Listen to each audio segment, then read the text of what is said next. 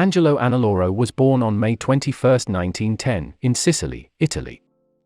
He moved to Philadelphia, Pennsylvania with his family as a teenager. Annaloro's father opened a local grocery store, where Angelo helped out. Bruno became a made man during his 30s. Annaloro eventually adopted the surname Bruno, as a nod to Philadelphia mobster Giuseppe, Joe Bruno Dovi. Bruno married Sue Maranca, with whom he eventually had 2 children, Michael and Jean. Bruno painted the windows of the family home on Broad Street black, in order to protect his number-running business from surveillance. Bruno later moved his family to a 3-bedroom rowhouse on 934 Snyder Avenue, the first home that he owned. Bruno was named head of the Philadelphia family by 1959, replacing Antonio Pollina. Bruno oversaw the organization's participation in extortion, loan sharking, and racketeering, which yielded significant profits. In 1960, Bruno was reported to be one of 9 men who comprised La Cosa Nostra's National Commission. In late 1963, Bruno was charged with conspiracy to travel across state lines to commit extortion. Following an October 31 indictment, his bail was set at $75,000 by U.S. Commissioner Francis H. Farrell. In 1976, Atlantic City, New Jersey was on the verge of legalizing gambling in the city, prompting Bruno to exploit his ties to Pittsburgh steel corporations, to involve himself in the construction of casinos, in the burgeoning gaming destination. Bruno earned the nickname the Gentle Don because of his rumored preference for resolving conflicts non-violently. Bruno even exiled one of his soldiers, Nico Scarfo, to Atlantic City, New Jersey, because he deemed him too violent. Bruno also adhered, at least officially, to the long-standing Cosa Nostra prohibition on narcotic sales. Not one to shun the limelight, Bruno rubbed shoulders with celebrities such as Frank Sinatra, Joe DiMaggio, and Vic Damone. DiMaggio even reportedly sold some of actress Marilyn Monroe's jewelry to the mobster after the couple divorced. Bruno threw his daughter Jean an extravagant 16th birthday party at chic Philadelphia area nightclub, the Latin Casino. In 1971, Bruno was indicted by a federal grand jury and charged with conspiring to prepare a fraudulent tax return on 1965 for his wife, Sue.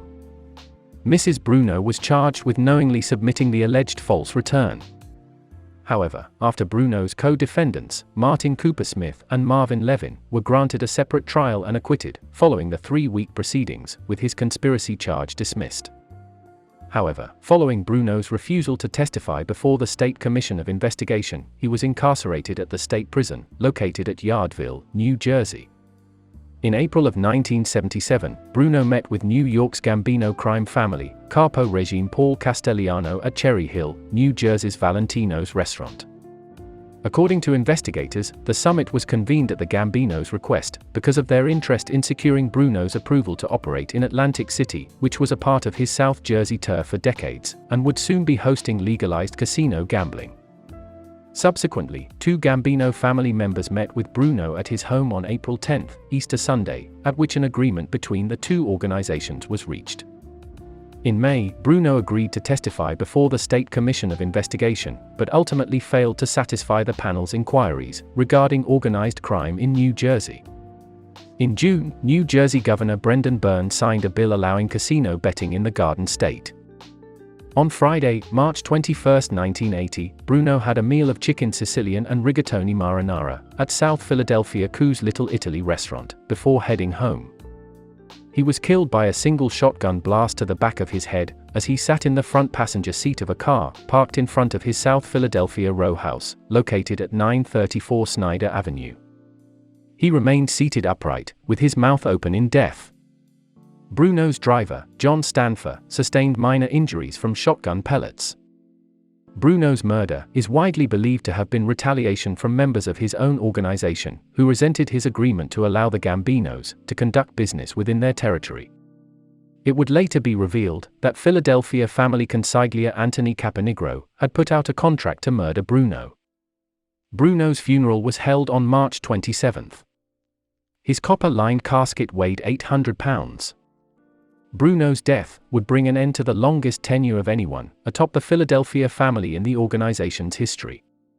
Caponigro was found murdered in April. His corpse was discovered in the trunk of a car in the South Bronx, New York. Approximately $300 in cash was found lodged in his mouth and rectum, as a message, warning against greed. He'd been shot to death at his own home by mob enforcer Joe Sullivan because he'd failed to secure the commission's blessing to kill Bruno. In February of 1981, a federal racketeering indictment naming Bruno the head of the Philadelphia crime family came down. Bruno wasn't charged because of his murder. Though a 1981 Philadelphia Daily News article announced Bruno associate Frank D'Alfonso as the new boss, the report was incorrect and angered the actual new head of the family, Nicodemo Scarfo. He had succeeded the short-lived organization head and former Bruno underboss Philip Testa after his March 1981 murder. Scarfo consequently dispatched Eugene Milano and Salvatore Testa to interrogate D'Alfonso, who was never inducted into the mafia, about his business dealings. When he refused to answer their questions, Testa and Milano beat D'Alfonso with a baseball bat and a pipe, leaving him for dead. Though he survived the assault, D'Alfonso was shot to death in 1985, allegedly at Scarfo's behest. Nicholas Milano and Scarfo, amongst others, were charged with first-degree murder, conspiracy to commit the murder and possession of an instrument of crime. Following a 3-week trial, all but Del Giorno and Eugene Milano, both of whom agreed to cooperate with the prosecution, were convicted on all charges, and given mandatory life sentences for the murder conviction.